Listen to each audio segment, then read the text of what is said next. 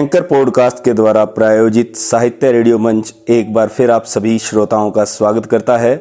और आज की कड़ी में हम लेकर आए हैं साहित्य रेडियो परिवार के ही सम्मानित सदस्य प्रवीण शर्मा द्वारा रचित काव्य संग्रह कोने का कैबिन, उनमें से 2 रचनाएं। तो आइए कुछ अच्छा सुनते हैं।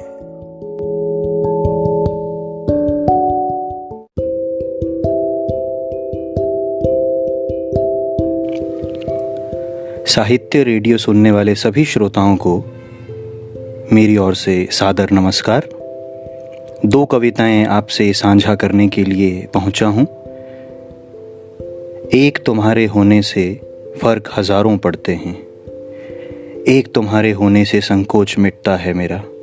सवालों से विचलित नहीं होता हूं मैं, बेवक्त बादल बरस भी जाएं तो भीगने का अफसोस नहीं होने देते हो तुम। कोई छुपा ले कुछ या कह दे कुछ बुरा, आपा नहीं खोने देते हो तुम। तुम्हारे होने से हर कागज़ का अर्थ अब समझ आता है। तुम्हारे मुस्कुराने से ही जीवन को स्वीकारता हूँ मैं। कितनी संतुष्टि से हर ओर निहारता हूँ मैं। मुझे भय नहीं आता अब, ना मुझे ठोकर लगती है। तुम होते हो ना मेरा हाथ थामने को, बिल्कुल पास मेरे, साथ मेरे। कितनी आसानी से मिठास घोल देते हो तुम किसी भी फीकी शाम में। कितने अपनेपन से बचपन ले आते हो मेरे आंगन में। अपनी कलाई में चांद पहनकर जब खिलखिलाते हो तो बहुत सुंदर लगता है। सब कुछ अपना सा लगने लगता है साथ तुम्हारे। आईने में अपना अंश छोड़ जाते हो, मुझे रंग बिरंगे रंग सिखाते हो, सात सुर समझाते हो और मेरी गलतियों पे मद्धम मद्धम मुस्कुराते हो। हर बार मेरा ही हौसला बढ़ाते हो। तुम नहीं होते हो तो अंधेरा सा लगता है रोशनी में। अभाव आता है हर बरकत में लिपट कर। घर की ओर जाती सीढ़ियाँ ख़त्म ही नहीं होती। सच में जो फासले तुम्हारे साथ झट से तय हो जाया करते, नहीं चला जाता उन पर अकेले। मुश्किल होता है जवाब देना उन्हें। सब पहचानते हैं ना तुम्हें। मुझे कह के कहना पड़ता है सब अब। समझने के लिए किसी का छोड़ो, बस यही कहना था कि एक तुम्हारे होने से फ़र्क हज़ारों पड़ते हैं।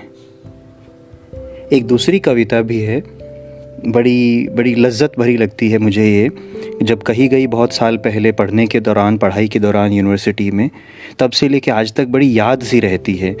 और आप सभी को समर्पित कि तुम्हें शायद ही याद हो। शायद इसलिए क्योंकि इन बीते बरसों ने मेरी यादों की ज़मीन पर एक गर्द सी जमा दी है।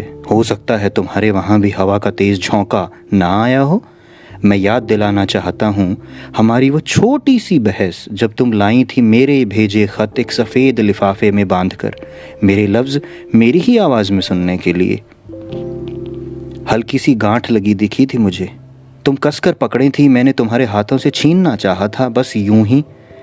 जब हम दोनों ने एक दूसरे के खिलाफ जोर लगाया तो वो गांठ और सख्त हो गई थी। फिर क्या था, तुम नाराज़ हो गई थी।